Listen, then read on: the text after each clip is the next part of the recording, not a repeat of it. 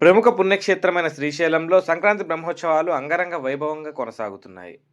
శ్రీశైలం మహాక్షేత్రంలో సంస్కృతి సాంప్రదాయంలో భాగంగా దేవస్థానం వేకోజామున భోగి మంటల కార్యక్రమాన్ని నిర్వహించారు. శ్రీ స్వామి అమ్మవార్లకు ప్రాతకాల పూజలు, మహామంగళ హారతులు అనంతరం భోగి మంటలు వేశారు. ప్రధాన ఆలయ ముఖద్వారం ఎదురుగా గంగాధర మండపం వద్ద ఈ కార్యక్రమాన్ని నిర్వహించారు. కార్యక్రమంలో ముందుగా అర్చకులు, వేద పండితులు లోక కళ్యాణాన్ని కాంక్షిస్తూ సంకల్పాన్ని పఠించారు. అనంతరం సాంప్రదాయబద్ధంగా కర్రలు వేసి భోగి మంటలు వెలిగించారు.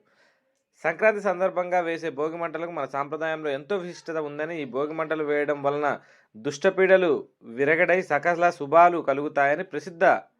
మన సంస్కృతి సాంప్రదాయాలపై అందరికీ మరింత అవగాహన కల్పించే భావనతో ఈ భోగి మంటల కార్యక్రమాన్ని నిర్వహించామని దేవస్థానం ఈవో శ్రీనివాసరావు తెలిపారు.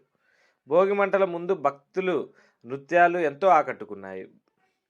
భోగి మంటల కార్యక్రమం దేవస్థానం ఈవో దంపతులు, ట్రస్ట్ బోర్డు మెంబర్లు, ఆలయ అర్చకులు, అధికారులు పెద్ద ఎత్తున పాల్గొన్నారు.